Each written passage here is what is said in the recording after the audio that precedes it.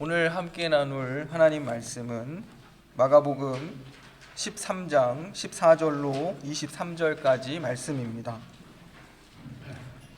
제가 봉독하겠습니다. 멸망에 가증한 것이 서지 못할 것에 선 것을 보거든 읽는 자는 깨달을진저 그때에 유대에 있는 자들은 산으로 도망할지어다. 지붕 위에 있는 자는 내려가지도 말고 집에 있는 무엇을 가지러 들어가지도 말며 밭에 있는 자는 겉옷을 가지러 뒤로 돌이키지 말지어다. 그날에는 아이 벤 자들과 젖 먹이는 자들에게 화가 있으리로다. 이 일이 겨울에 일어나지 않도록 기도하라. 이는 그 날들이 환난의 날이 되겠음이라. 하나님께서 창조하신 시초부터 지금까지 이런 환난이 없었고 후에도 없으리라. 만일 주께서 그 날들을 감하지 아니하셨더라면 모든 육체가 구원을 얻지 못할 것이오늘 자기가 택하신 자들을 위하여 그 날들을 감하셨느니라. 그때에 어떤 사람이 너희에게 말하되 보라 그리스도가 여기 있다 보라 저기 있다 하여도 믿지 말라. 거짓 그리스도들과 거짓 선지자들이 일어나서 이적과 기사를 행하여 할 수만 있으면 택하신 자들을 미혹하려 하리라. 너희는 삼가라. 내가 모든 일들을 너희에게 미리 말하였노라. 아멘. 그러니까 또 잠시 파우제를 가졌다가 다시 이제 마가복음 강해로 돌아왔습니다. 그래서 13장 이제 두 번째 시간을 이제 지금 같이 말씀을 나누게 되었습니다. 우리가 성경에서 어떤 사건을 이해할 때는요, 가까운 원인과 또 먼 원인을 구별하여 살펴야 할 때가 있습니다. 오늘 본문 말씀도 그렇습니다.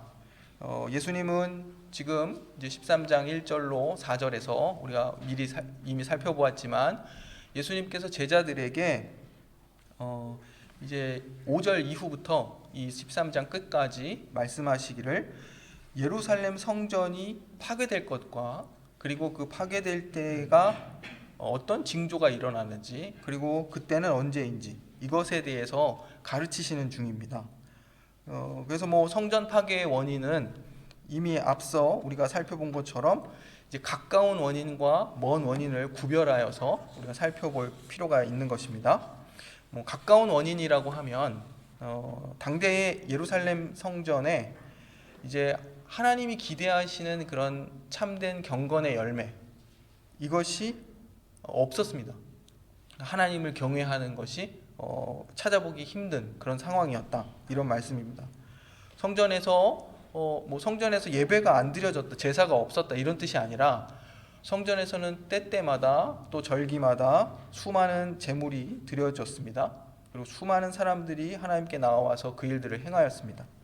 그런데 그 모든 것이 하나님이 보시기에 열매는 없고 잎만 무성한 그런 무화과 나무와 같았습니다.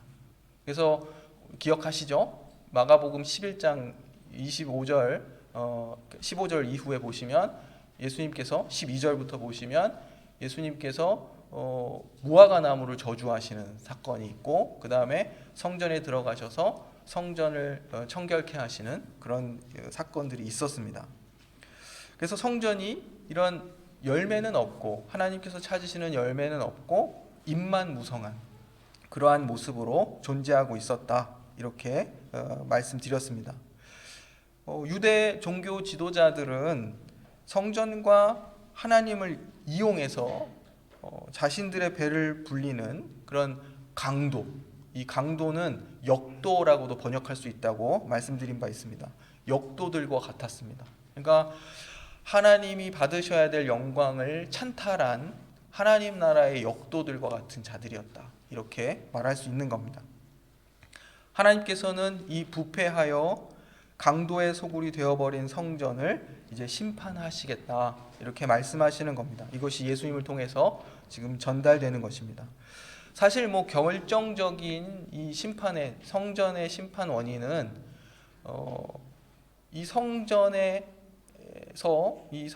모든 영광과 하나님의 영광을 가로챈 이 부패한 종교 지도자들도 있지만 그들의 결정적 죄는 하나님의 아들 하나님께서 보내신 구원자 그 하나님의 아들을 거절하고 십자가에 죽인 그런 일이었습니다.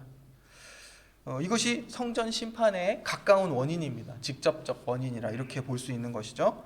그런데 여기에 또 우리는 먼 원인을 고려해야 됩니다. 먼 원인은 하나님의 아들 메시아 예수 그리스도가 오셔서 이제 더 이상 성전이 필요치 않게 된 것입니다. 그동안 성전과 그 안에서 이루어지고 행해지던 모든 제사가 상징했던 것은 때가 참에 구원자를 보내어 새 언약의 중보자와 영원한 속죄를 위한 제물이 되게 하시는 것. 그러니까 예수 그리스도께서 새 언약의 중보자가 되시고 또 영원한 속죄의 제물이 되시는 것, 그것이었습니다. 성전이 그것을 계속해서 가리키고 있었던 것이죠. 이처럼 이제 예수님께서 오셔서 십자가 위에서 이 모든 일들을 성취하신 이후에 이제 성전이 예표했던 바를 성취하셨기 때문에 더 이상 성전이 필요치 않게 되었습니다. 또한 이제는 성전은 하나님이 임재하시는 곳이잖아요. 그리고 하나님의 보좌이고 그곳에서 그의 백성들과 만나 주시고 하나님께서 그 백성을 다스리시고 말씀으로 통치하시는 그런 것을 상징하는 곳입니다. 하나님은 물론 사람의 손으로 지은 성전에 갇혀 계시는 그런 분은 아니죠. 그럼에도 불구하고 하나님은 내가 성전에서 너희를 만나겠다 이렇게 말씀하셨습니다. 근데 예수 그리스도가 오심으로 이 모든 일들을 성취하시고 이제는 성도들, 신자들의 각자의 마음 가운데 성령으로 함께 하셔서 성도들을 성전 삼으시고 그들을 거룩한 성전으로 기능하도록 이렇게 하시는 겁니다. 그래서 저희들이 성전이에요. 그래서 건물을 가리켜 성전이라고 얘기하는 것은 그렇게 맞지 않는 그런 말입니다. 그리고 여기는 예배당, 교회는 하나님 백성의 무리들 이렇게 생각하셔야 돼요. 그죠? 이런 구분들도 신앙에 있어서 꼭 필요합니다. 또한 우리가 이제 마가복음 13장을 읽으면서 생각해야 할 것은 예수님의 이 예언의 말씀이 가까운 미래와 먼 미래를 동시에 고려하고 계시다는 사실입니다. 마가복음 13장이나 또 마태복음에 나오는 이 종말론 강화의 이야기가 어려운 이유는, 감난산 강화 이야기가 어려운 이유는 이것이 과연 가까운 미래를 말하는 것인지 먼 미래를 말하는 것인지가 막 이렇게 뒤섞여 있는 듯 보이기 때문입니다. 그래서 우리는 그것을 좀 구분하여서 좀 이해하면 수월하게 이 말씀을 이해할 것 같습니다. 오늘은 특별히 가까운 미래, 이 성전이 실제로 주후 70년에 정말로 예수님 말씀처럼 돌 위에 돌 하나도 남지 않고 다 무너져 버립니다. 이 가까운 미래를 내다보시고 예수님께서는 특별히 그리스도의 제자들, 교회들이 이 가운데에서 어떻게 그들의 안전을 지킬 수 있는가. 그래서 오늘은 그러죠. 피하라, 산으로 피하라, 이런 말씀을 하십니다. 이런 내용들을 우리는 가까운 미래의 성취적 차원에서 한번 살펴보려고 하는 것입니다. 14절에서 예수님은 이렇게 말씀하십니다. 멸망에 가증한 것이 서지 못할 곳에 선 것을 보거든 읽는 자는 깨달을진저 그때에 유대에 있는 자들은 산으로 도망할지어다. 이렇게 말씀하십니다. 이 말씀은 실제로 성취되었고, 그리고 여기서 멸망에 가증한 것이라는 이 표현은 다니엘서에 등장하는 표현입니다.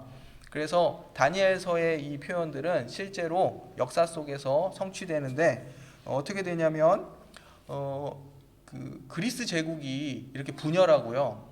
그 터키와 그 시리아 지역에 셀류쿠스 왕조가 이렇게 존재하게 됩니다. 그 왕조에 한 왕이 있어요. 안티오쿠스 에피파네스 4세라는 왕이 있는데 그 왕이 이제 유대 팔레스타인 지역까지를 다 관할하고 있었는데 그동안은 어떤 각 민족들과 그 민족의 종교들에 관대했던 그러한 어떤 통치 방식이 바뀌어서 예루살렘 성전을 실질적으로 이렇게 점령합니다. 이미 유대에서 반란이 한번 이제 그런 있었는데 어쨌든 침공합니다. 침공해서 말 그대로 성전을 더럽혔어요. 성전을 어떻게 더럽히냐면 성전 번제단에 제우스 신상을 세우고 거기에 이제 율법에서 부정하다 여겨지는 돼지를 제사 제물로 바치는 그런 일이 일어났습니다. 그래서 멸망에 가증한 것이 이제 거룩한 곳에 선 것을 보게 된 것이죠. 사람들이 이것은 이미 과거의 일이었고 예수님께서 이 말씀을 하셨을 때 아마 마가와 또 마가복음을 읽었을 또 마가복음을 들었을 그 당대의 그리스도의 제자들은 이것이 의미하는 바를 금방 알아들었을 겁니다. 그런데 저희들은 이렇게 설명이 필요한 것이죠. 그래서 사람들은 이제 생각합니다. 도대체 어떤 일이 일어날 것인가? 어떤 일이 앞으로 닥칠 것인가? 우리가 이 멸망에 가증한 것이라는 것에 대해 유추할 수 있는 것은 이제 다른 성경 말씀들, 특별히 종말의 내용들을 담고 있는 데살로니가전서 4장 5장과 또 데살로니가 후서 2장을 통해서 예수님이 경고하신 이 멸망에 가증한 것이란 이제 적그리스도라는 사실을 우리가 알게 됩니다. 그러니까 적그리스도는 뭐 대단한 것이 아니에요. 우리는 자꾸 어떤 특정 인물이나 존재를 생각하는데 하나님의 권위와 그 영광을 거역하고 하나님의 통치를 반대하는, 그리고 참 그리스도의 자리를 대신 차지하고 앉으려고 하는 모든 것이 적그리스도입니다. 우리가 그 사실들을 기억하셔야 되고 결국 뭐 요한계시록의 내용을 따라 보면 사탄이죠. 사탄이고 그 사탄이 역사하여 여러 것들을 이용하여 이러한 일들을 저지르는 것을 알게 됩니다. 그래서 그리스도인들을 미혹하고 또 시험에 빠뜨리는 일들이 있습니다. 그래서 뭐 이 멸망에 가증한 것이란 좀 먼 미래를 동시에 가리켜서 보면 종말의 적그리스도는 그가 서 있을 수 없는 참 그리스도의 자리에 서서 하나님의 사역을 대적하는 그런 존재라 이것입니다. 앞선 내용들을 이제 간단히 요약하면 멸망에 가증한 것이 서는 것을 보면 신속하게 피하라 이렇게 경고하시고 계십니다. 왜냐하면 심판적 재앙이 임박했기 때문입니다. 그러기에 성전에서 예배드릴 수 없게 어떤 신성 모독적인 상황이 벌어지는 것을 보면 제자들은 이때가 산으로 피해야 할 때임을 인식하게 되는 것입니다. 이게 AD 66년 이제 예수님이 승천하시고 나서 이제 제자들이 남겨져 있고 이 초대교회 당시에 70년에 성전이 멸망한다고 말씀드렸잖아요. 이미 이 전부터 어떤 임박한 전쟁의 위기와 사회 불안이 계속 있었습니다. 그래서 사람들은 그런 것들을 감지하는 거예요. 뭐 전쟁의 소문들, 어떤 지진, 가뭄도 있었고 또 어떤 국제적 정세가 계속해서 어떤 불안을 계속 암시하는 그런 일들이 있었습니다. 특별히 유대 전쟁이 발발합니다. 그러니까 로마에 저항해서 어떤 열심당을 주축으로 한 사람들이 유대 전쟁을 일으켜요. 근데 이 유대 전쟁이 실질적으로 원인이 되어서 결국 AD 70년에 로마의 장군 티투스가 예루살렘 전체를 완벽하게 점령하고 무너뜨리는 일이 발생하게 됩니다. 당대에 이제 실제로 그리스도인들이 이 임박한 어떤 심판이 다가오는 이 분위기 속에서 요단강 저쪽에 펠라라는 지역으로 이렇게 피신하여서 그곳을 안식처로 또 안전하게 전쟁의 위험으로부터 스스로를 지켰던 그런 역사들이 실제로 있었습니다. 이것을 통해서 실제로 당대의 그리스도인들이 겪어야 했던 고난은 정말로 견디기 힘든 고난이었다는 것을 우리가 생각해 볼 수 있습니다. 오늘 말씀을 통해 보면 예수님의 경고들을 통해 우리가 유추해 보면 임박한 전쟁의 징조들 속에서 집에서 아무것도 가지고 나오지 못한 채 도망했을 수도 있습니다. 그리고 심지어 밭에서 일하다가 겉옷도 챙기지 못한 채 도망해야 했을 수도 있습니다. 그 환난의 날들은 특별히 아이벤 자들과 젖먹이는 자들에게 더 혹독했을 것입니다. 예루살렘이 멸망했을 때 진짜 로마 군인들이 아이를 뵌 자들, 임산부들과 젖먹이는 자들에게 엄청난 살육을 저질렀던 그런 역사적 기록들이 있습니다. 이렇듯 이 전쟁의 위기가 고조되고 있던 상황에서 다양한 형태의 거짓 선지자들 또 거짓 메시아들이 등장했을 것으로 보입니다. 이들은 말과 사상과 종교와 정치적으로 많은 사람들을 미혹했습니다. 이 혼란한 시기에 그리스도인들은 미혹당하지 않기 위해 조심해야 했습니다. 예수님의 말씀을 기억해야 했겠죠. 그들은 예수님 말씀하셨던 것처럼 이 모든 것들을 기억하고 그들이 직면했던 이 고조되는 전쟁의 위기와 또 사회적 혼란과 불안 속에서 예수의 제자들로서 자신들의 신앙과 삶을 지켜내야 했던 것입니다. 그래서 오늘 이게 중심적으로 말씀드리려는 것은 이것이에요. 그러니까 전에 한번 저희는 이미 종말을 살아가고 있다 말씀을 드렸습니다. 그리스도가 오심으로 이미 종말이 시작되었고 이미 그 종말의 시기를 살아가고 있다 말씀드렸습니다. 그래서 이 종말의 징조들은 낯선 것들이 아니다 이런 말씀도 드렸습니다. 우리의 할 일은 제자들처럼 종말의 징조가 무엇인가 혹은 종말의 시기가 언제인가 이런 것에 대한 관심이 아니라 우리는 어떻게 조심하며 또 경계하며 깨어 있을 것인가, 이것이 우리가 관심 가져야 할 그 내용입니다. 유대 민족의 역사 속에서 멸망에 가증한 것은 이제 말씀드린 것처럼 성전을 찬탈하고 또 더럽혔던 이방인들이었습니다. 멸망에 가증한 것은 대체로 지금 뭐 안티오쿠스 에피파네스 4세나 혹은 지금 말씀드린 것처럼 로마의 장군 티투스 이런 이방인들이었죠. 역사 속에서는 하지만 그것은 실상 이미 이 유대인 민족 내부에 특별히 성전 권력자들이 장악한 이 성전에 이미 존재하고 있었습니다. 성전 지도자들이 바로 스스로 하나님보다 높아진 자들이었고 또 거짓된 교훈을 가르치고 온갖 불의한 일들을 행함으로써 성전을 더럽히고 있었다 이것입니다. 그래서 멸망에 가증한 것은 다른 곳에서 찾을 것이 아니에요. 실제로는. 그렇죠? 그들은 율법과 성전 제의를 자신들의 그 권력 유지 수단으로 삼고 또 자신들의 배를 배불리는 그런 수단으로 타락시켰습니다. 그리고 결정적인 그들의 죄는 우리 또 앞에서 말씀드린 것처럼 메시아이신 예수님을 거절하고 십자가에 못 박았던 그것이었습니다. 구원자를 거절함으로써 그들은 하나님을 거역한 반역자들이 되었습니다. 결국 그들은 열매는 없고 잎만 무성한 무화과 나무같이 되어 심판을 받게 된 것입니다.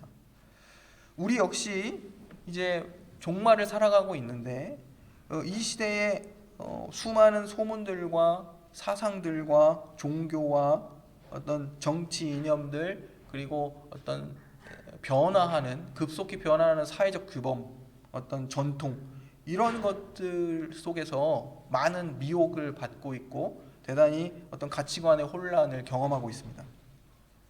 우리는 이 시대에 무엇을 조심하고 경계해야 할 것인가? 이것을 생각해 봤으면 좋겠습니다.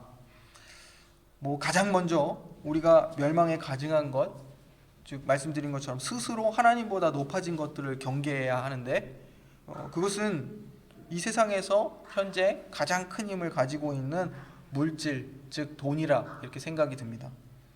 그리고 이 돈의 질서가 모든 제도와 가치들과 우리들의 삶을 지배하고 있습니다. 그 힘이 얼마나 강력한지 아무도 대항할 수 없는 그러한 지경입니다. 교회도 이 강력한 물질적 가치관과 질서의 그 힘에 대단히 무기력함을 보이고 있습니다.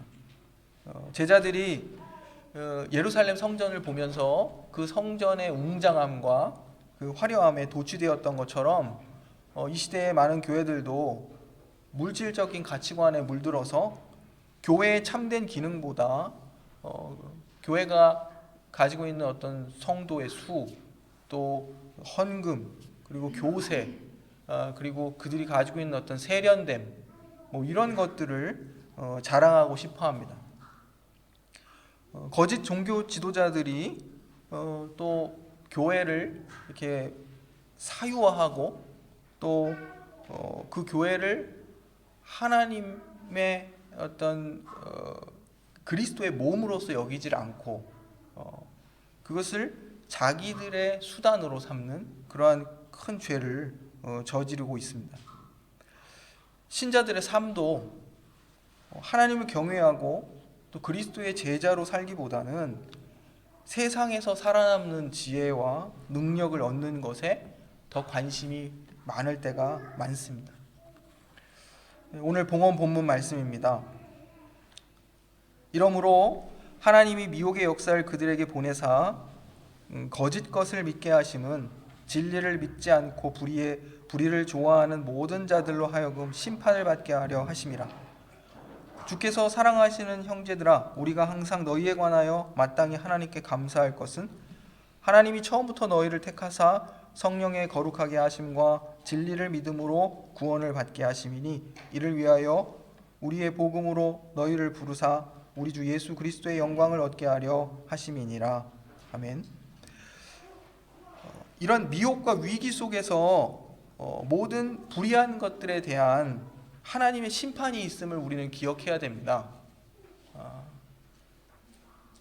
이 사실을 기억해야 됩니다.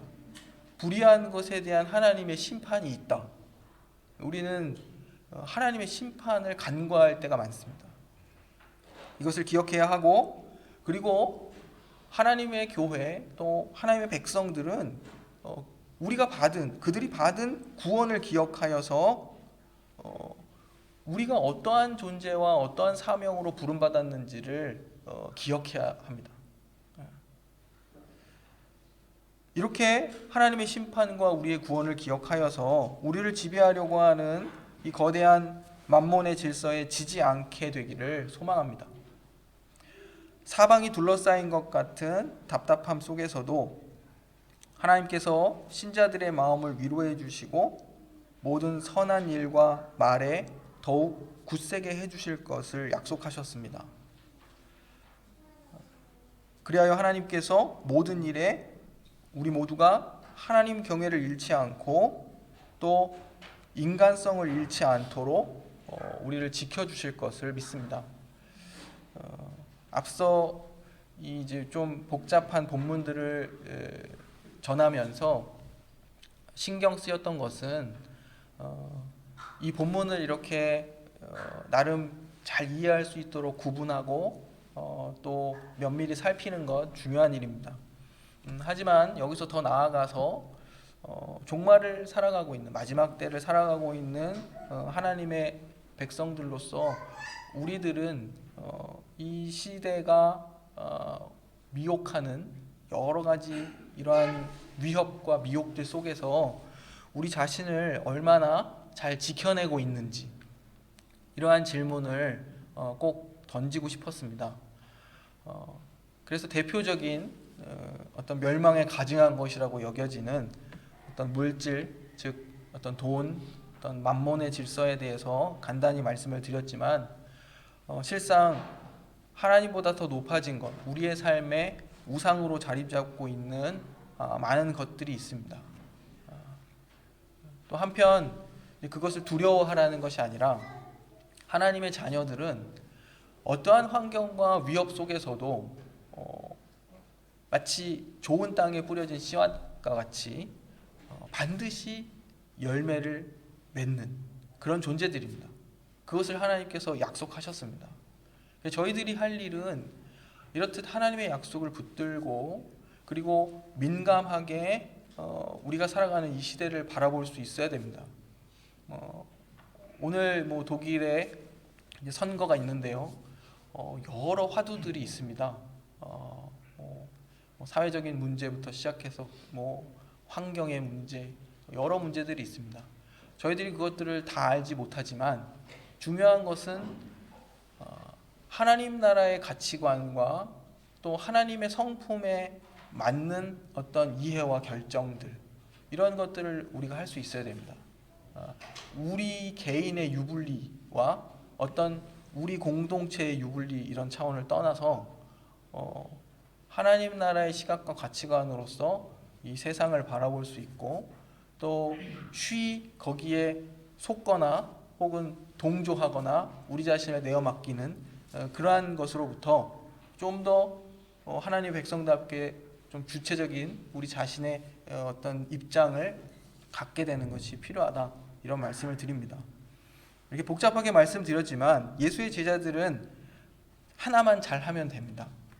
자기를 부인하고 자기 십자가를 지고 그리스도를 따르는 것입니다. 우리 주님이 보여주신 그 삶과 사역의 모범을 따라서 우리가 어떻게 하나님의 의를 나타내고 또 그분의 사랑과 긍휼을 드러내며 살 것인가, 이러한 고민들을 우리 가정에서부터 교회 공동체로부터 또 우리가 관계 맺고 살아가는 그런 직장과 이 사회에서 잘 드러내며 나타내며 살아갈 수 있게 되기를 소망합니다. 기도하겠습니다. 사랑의 아버지 하나님, 세상 곳곳에 멸망에 가증한 것들이 우뚝 서서 하나님의 자녀들을 미혹할 때 있습니다. 때로는 천사의 모습으로 가장하고 때로는 우리의 생명과 생계를 위협하며 우리를 미혹합니다. 하나님 아버지, 우리가 깨어서 하나님보다 높아진 모든 것들을 경계하며 조심하게 하시고 우리가 어떤 상황 속에서도 하나님 경외를 잃어버리지 않고 그 하나님 사랑함을 잃어버리지 않고 이웃 사랑을 포기하지 않고 하나님의 형상을 입은 우리의 인간성을 지켜갈 수 있도록 인도하여 주옵소서. 예수님의 이름으로 기도합니다. 아멘.